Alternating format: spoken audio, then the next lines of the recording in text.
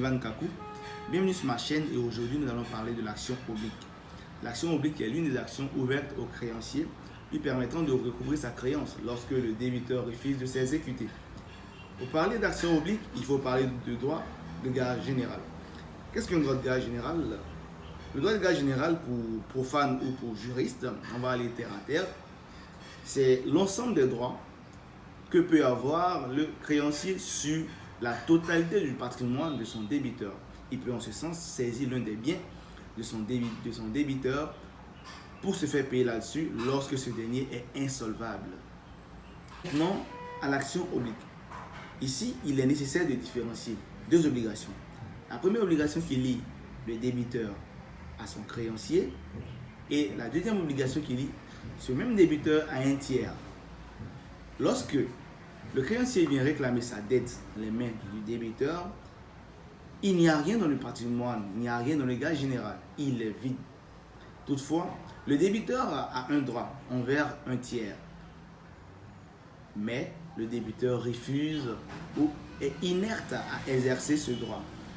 Dans ce sens, possibilité peut être donnée au créancier de pouvoir exercer ce droit au nom du débiteur.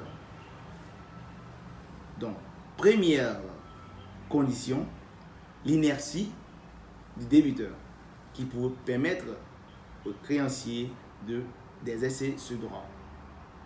Après l'exercice du droit, si l'action s'avère concluante, le droit de gage général, ou du moins le patrimoine, devient plus consistant. Chaque créancier peut s'en servir. C'est-à-dire que l'action oblique profite à tous les créanciers, quel que soit leur rang. Par exemple, A est créancier de B à hauteur de 1000 francs, tandis que B est créancier de C à hauteur de 2000 francs. A vient réclamer sa dette chez B. B, son patrimoine est vide. A ne peut donc pas avoir gain de cause. Toutefois, B ne réclame pas sa créance envers C, lui permettant de pouvoir payer sa dette chez M. A. M. A, voyant l'insolvabilité de son débiteur B, peut exercer son action envers M. C pour réclamer la dette de B. Et si l'action oblique aboutit, le patrimoine de B sera renfloué et B pourra payer C.